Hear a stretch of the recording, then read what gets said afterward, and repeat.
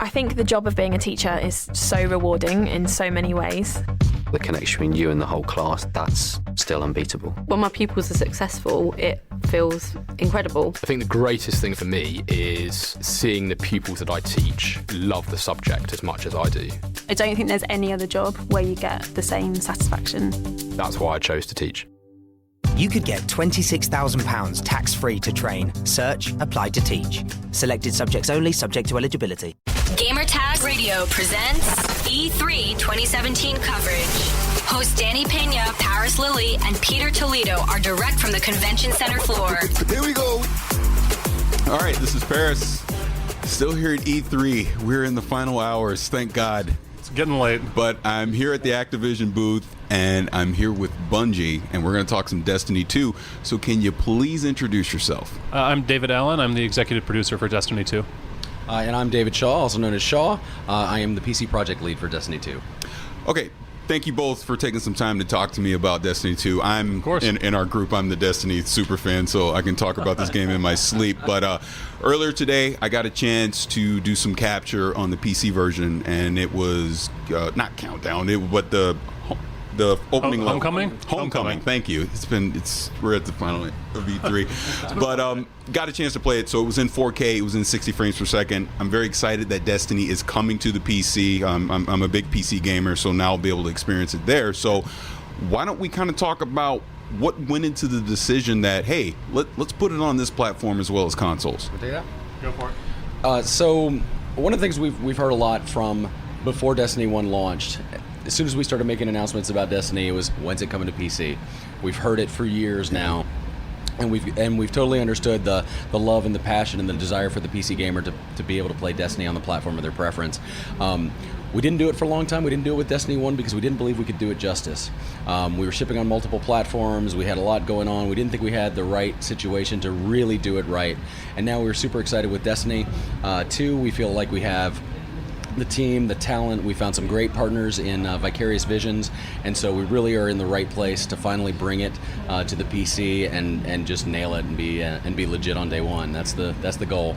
And again, I'm excited for it. So I want to ask this question so people can understand it. And it's funny, I know some of the other big Destiny streamers and YouTubers that have had a chance to play it, and their fingers go like this because it's keyboard and mouse, and they're like, I need a controller. So it will have full controller support. Absolutely. Yeah. Now, what about aim assist versus with keyboard and mouse where you typically don't have that? Is that going to be in the game as well for people that use the controller? So I think Bungie's pretty well known for our controls with controller. We think it's a great experience for players. We definitely want to make sure that the PC gamer who's never played a Bungie game on console perhaps really gets that same experience and gets that feel and really understands why those controls are the way they are and has a great time with that. That said, we don't believe that there's any advantage in that. Keyboard and mouse is just in general naturally superior on PC. Yeah. We believe people are going to have a great time with both, and we're super excited to get people playing on both of them on October 24th. You just said the key word, October 24th, so it is being delayed from the console version, which is coming out on September 6th. What went into that decision? This is a short answer. It's how we get it right. Yeah. I mean, to Shaw's earlier point, I think the big thing we wanted to make sure in releasing the PC version is we don't just want Destiny 2 to be a game that's on PC, but we want it to be a great PC game. And so it's all about making sure that, from the moment we launch, it's a great experience for PC players. Okay, so staying along those lines, either one of you can answer this. Yeah. So the fact that it's being delayed from October 24th, once it does come out, can we expect the PC version along with the console version to be, as far as, when a new update comes out or a new playlist or whatever the case may be, they'll be consistent. They won't be separate entities. Yeah. Sorry. Yeah, that's good. Yeah, we expect that it's going to be a great experience no matter where you play, and it'll be consistent across the two. Okay. Now, I'm sure you're not talking too much about this right now, but how was the relationship with Blizzard as far as putting Destiny 2 on their platform on Battle.net? You can speak to the specifics better than I can, but whenever we decided with Blizzard that that's the right place we're going to launch the game, personally as a gamer, I was super excited, right? And as a developer, just like being able to be on their platform is amazing. And realistically, I think I can't speak for everyone. I'll say probably 95% of us are huge Blizzard fans, right? And we've all been playing their games for years. We love what they do, the quality of work that they do, the way they focus on the player. We think that they share a lot of common DNA with us. And so when the idea started circulating around, it was honestly really exciting to talk to them about it and see if there was an opportunity for us to work together. And the partnership has been amazing. They're the some of the best partners I've ever worked with. There's a lot of collaboration. They're teaching us a lot. We're trying to do the favor in return where we can, and it's just been a fantastic experience so far. That's great. So, staying along those lines, we know that Destiny 2, because it was explained in one of the weekly updates a couple weeks ago, I think, that you're not doing true dedicated servers. It's a hybrid. Yeah. So, there's still some things happening on the client side. Yeah. With it being on PC, there's the risk there of cheating, mods, etc. So how aware are you guys of that? Have you, I'm assuming you're taking measures to trying to prevent all that. Yeah, it's one of those things that I mean, people are right to point this out. It's one of those things that on PC it's a whole another world versus the console. I think the key things to understand are that we have we're taking it really seriously, right? We get it, we understand. We have seen launches on PC go horribly or not great. We don't want to be like that, and so we're taking it seriously. We've got a dedicated team at Bungie that is not only working on it through launch, but we're going to be working on it. It's not a sprint, it's a marathon, right? It's going to be an ongoing thing. We're working with Blizzard, we're working with Activision Central Tech, we're learning from people that have worked in this space a lot, and so we're putting a lot of time, a lot of resources towards it because we get it, we understand, and we're trying really hard to make sure that day one experience is fantastic. Great, because I don't want anyone cheating. So when I lose. So this is more of because I got a chance to talk to Mark Noseworthy. So I had asked him a ton of questions about campaign and PvP. So I don't want to just repeat it again. But and I could be wrong because I'm here at E3 and I'm just going by what I see. But I saw there was some more information that came out about what was it called, Flashpoint? Something in the PvE when you're out exploring. Maybe I could be wrong. Adventures, we've got adventures. I know there's lost sectors, treasure maps, all that. Something Flash. I could be wrong. So you know what? Forget I said it. But sticking with PvE, sticking with Patrol and all that, is there any more information you guys can give about what you're doing with these adventures? Like, kind of give the definition of what adventures is going to be along with Lost Sectors. Yeah, so one of the things we want to do with Destiny 2 is, we've talked about it, and I'm sure you've talked to Mark about the story of Dominus Gall and bringing the Red Legion and, taking our power and driving us out of our home. So we've got that main campaign narrative that we're telling, but at the same time, we want to tell the story of the places that you're going and the what's happened in those spaces and the people that inhabit them. And if you remember in Destiny 1, we had the Grimoire, and so there was a lot of information and story and lore that was out of the game, and we really want to bring some more of that back into the game experience. So when you're playing hands-on controller on your couch, you don't have to go to your phone to read about whatever's going on. And so the adventures are really a chance for us to have, as you're roaming around the destination, boots on the ground, doing whatever you're going to do, you can come across these, they're kind of smaller missions, and they'll kind of tell you the story of the world, right? And so there are these kind of new ways to explore, new ways to find things on the destinations, and then to learn more about the places that you are. Okay. Now, those missions, are they being handed out by NPC characters now? Am I correct on that? There are some NPC characters that are in the destinations that you'll run into. Okay. So, pivoting from that, guided games, which is something that I'm very excited to see. I'm a part of a clan, so I don't have that much of an issue getting a raid going or trials or something like that. But I know there's a lot of people out there, especially in our community, that they aren't in a clan, so it's hard to get in those type of matches. Again, I'm at E3. I'm only going by what I read online. So if I understand correctly, guided games is only going to work in a raid, for example, for normal mode. Yeah, so guided games is going to be available for the normal mode of the raid. But really, to your point, the thing it does is it brings together not just if you're in a clan, even if you have that group, sometimes you set up your time and you're like, hey, 8 p.m. on Tuesday, we're all going to play, and then somebody at 7:55 texts and is like, I'm stuck at work, right? And you need that sixth person. And so even in those situations where you're in a clan, you can use that to bring somebody else in. Okay. Yeah. So I just want to add, when I first started playing Destiny 1, I actually had the guided games experience in real life. Because I reached that plateau. I got to level 24, and I was kind of flattened out. I wasn't raid ready. I didn't really know many people that raided, and I found somebody at work that was a friend of mine. He's like, "Hey, me and my clan, we raid all the time." You should come play with us. And so that first raid, I jumped in with them. I was a piece of Samsonite luggage. They just picked me up and more or less carried me through. Sounds like my son with me. I jump in his backpack in PvP all the time. Exactly. I was Yoda, man. Yeah. And but it was a great experience, and I had a ton of fun. And I was like, okay, next time I'm going to do better. And the time after that, I did better. And by 4 or 5 runs, I'm actually helping the new person. Right. And I'm holding my own. And so it was this amazing experience where I went from someone who was kind of feeling like, oh, I'd like to do that, but I can't.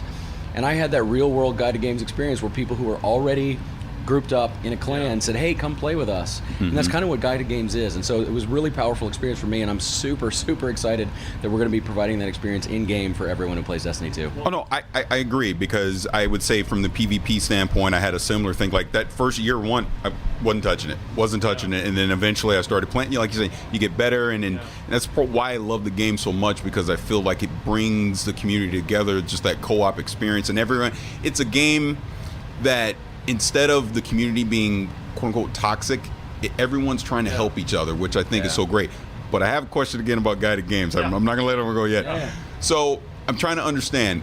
Let's say I start a match and I want to do a guided match. Let's say it's just me and one other buddy. Am I able to bring in 4 other people into that guided games or experience, or is it a thing of where we can only bring one person in at a time? So we haven't talked about the specific numbers on either side yet. I'm trying to get you to do that now. I see where this is going.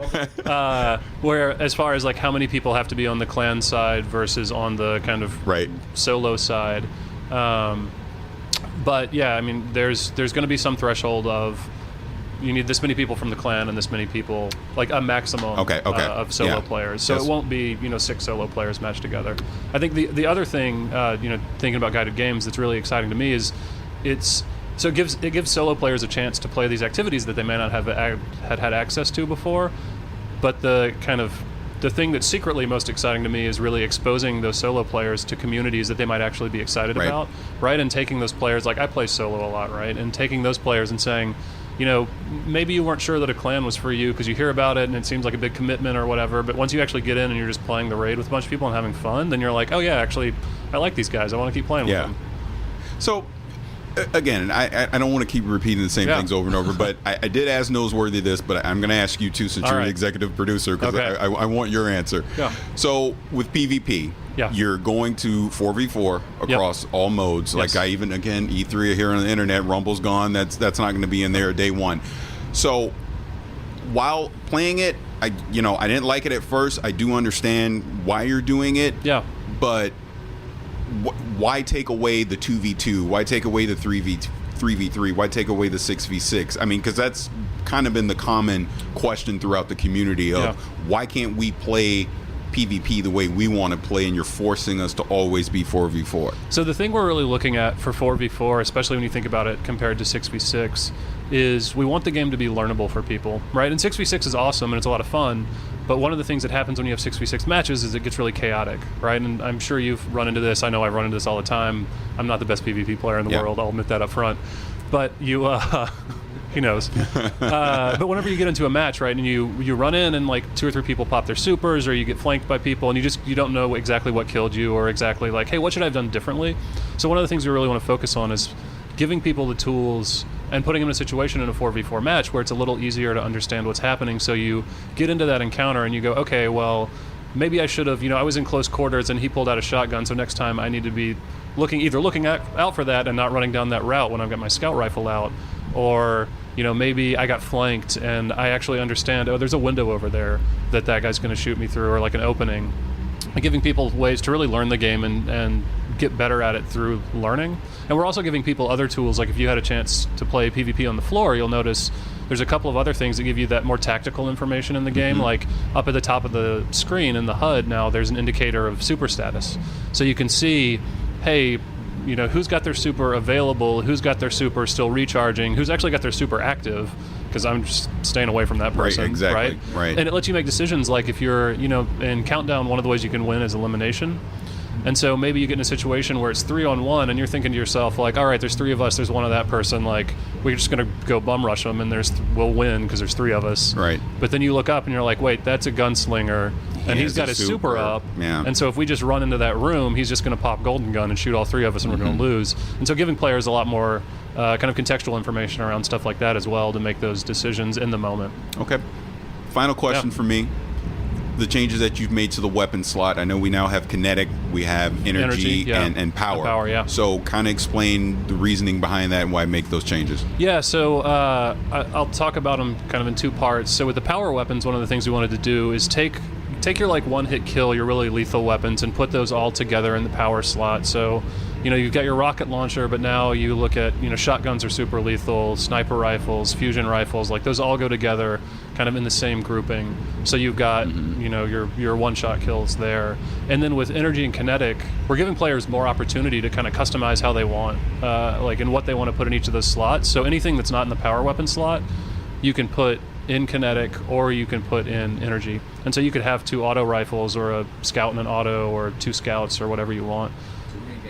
Yeah, or 2 hand cannons. Okay, well, again, guys, thank you for taking the time to talk to us about Destiny 2. Again, the beta is, I'm trying to do this off memory, July 18th is early access for PlayStation? Yes. Open beta, I'll say it in the order that I remember it. Right. It's the only way I can get it right. Open beta is the 21st to the 23rd of July on consoles, July 18th on PlayStation for pre-order access, and July 19th on Xbox pre-order early access. And the PC beta drops in late August.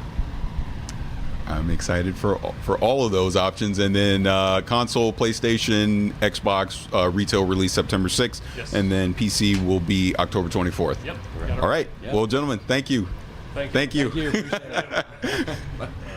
This episode of Gamertag Radio is brought to you by our sponsor, Western Digital. With Western Digital, you're now able to get solid-state drives and hard drives to fit your unique needs.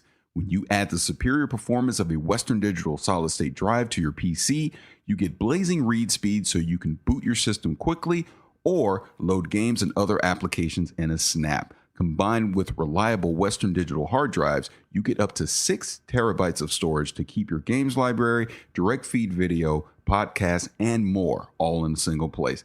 And for a limited time, Gamertag Radio listeners, pay attention. For a limited time, you can get 20% off Western Digital solid-state drives with our coupon code WDGTR. So to find out more, go to WDC.com/GTR. Use our code WDGTR. Listeners might be asking, like, why I should get this? Why I should get this? I'm going to tell you exactly why you need to get this, because I'm a PC gamer.